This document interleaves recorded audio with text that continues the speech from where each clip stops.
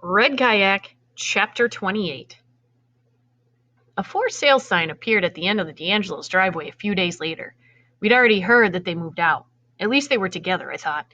They were living in Virginia, someone told Mom at work. She also found out that Mrs. D'Angelo would have a baby girl in December.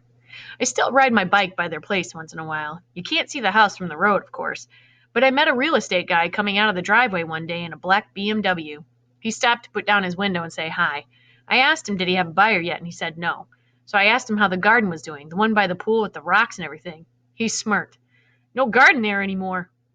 I had a terrible vision of Mrs. D'Angelo angrily ripping up the butterfly bush and the flowers I'd planted and heaving them all over the fence.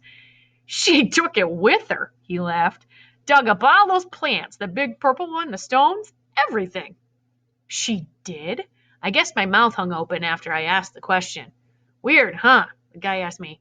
I mean, why not just plant another one? I'll tell you, I see a lot of strange things, but no, I stopped him. It's not weird. See, it was a butterfly garden. Last spring, we planted it. I should have known he wouldn't understand. But before I even had a chance to explain, the guy was buzzing his window up. Like I said earlier, it's fall now and high school has started. I do my homework and dribble the basketball around. I walk over to the river's edge with Tilly. In fact, on my way there just recently, I noticed how the path JT and I had tramped down through the soybean field was mostly grown in now, and yet you could see it, a narrow sandy line between my house and his. I think a lot about JT and Digger. I wonder if they're actually cutting down trees and sleeping in tents at that forestry camp. I wonder if it's cold at night and whether the bugs are bad and what the food is like and how much they've changed.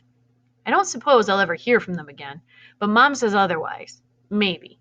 One day after school, over at the food line in Centerville, I ran into Kate, and she said JT was going to write to me. She said he was doing okay, that her dad was still waiting for a new kidney, but that her mom had hired some help at the farm. Kate's hair was up in little braids that were tied with green and white ribbons, my old middle school colors. She had her field hockey uniform on and a bag of hamburger rolls in her hand. I wanted to ask her more, but Kate said, well, she probably ought to get going. I said, me too. She looked back, though. When Kate walked off, she looked back. Dad's still crabbing, but only every other day. Been a bumper crop of crabs these past couple weeks, but it's only because the crabs are on the move now, before winter sets in. Dad lined himself up a good bit of carpentry work for the winter and started in on it early. Still, he says he'll haul out those crab pots again in the spring. I can only hope that I will too. Evenings, Dad and I are building us a boat, a little day sailor. We drew up the plans on the kitchen table, then hammered the frames together and laid the keel last night. When it's done, we're going to name it for my mother. She doesn't know it yet, and call it either the Miss D or the Miss D Light. I don't know, probably not the latter. Dad said that it made her sound like a porno star or something. He really had me laughing over that one. I'm sure it'll take us all winter to finish the project, but I look forward to the day we catch our first breeze and go sailing down the Corsica. With any luck, I'll bet we could sail that little boat all the way down to Queenstown and back in one afternoon.